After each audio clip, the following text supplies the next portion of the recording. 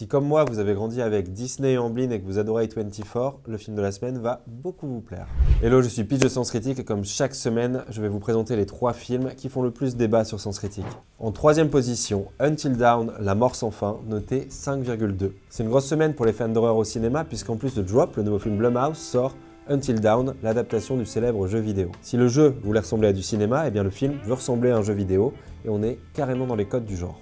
Le concept est très simple, 5 jeunes se retrouvent coincés dans une boucle temporelle dans laquelle ils vont mourir encore et à chaque fois d'une manière différente. Si beaucoup de critiques soulignent le côté très fidèle de la représentation de l'univers du jeu, d'autres déplorent l'abus de jumpscare et d'un côté train fantôme qui à force devient un peu lourdingue. Et le 2e film le plus populaire cette semaine sur Sens Critique et le mieux noté des 3, c'est L'amour c'est surcoté avec Laura Felpin et Hakim Gemili noté 6,6. Alors ce qui saute aux yeux quand on lit les retours sur le film, c'est que son thème déjà est très intéressant et très rare au cinéma, puisqu'il parle de vulnérabilité chez les hommes. Et qui de mieux pour l'incarner qu'Hakim Gemili aux côtés de Laura Felpin, un duo décrit par nos membres comme très mignon. Autre point fort du film, c'est sa photographie qui est souvent décrite comme sublime.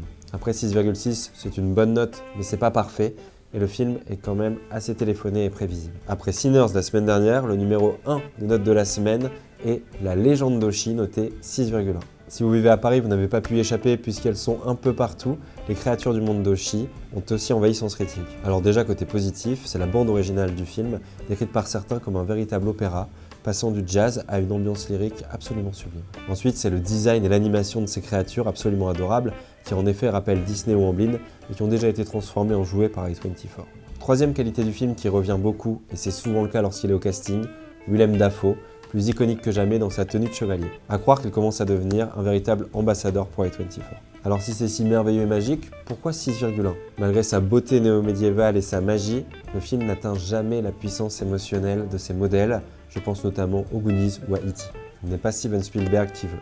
Voilà, merci beaucoup d'être resté jusqu'au bout de cette vidéo, et on attend vos avis sur ces 3 films, mais aussi tous les autres, dans les commentaires.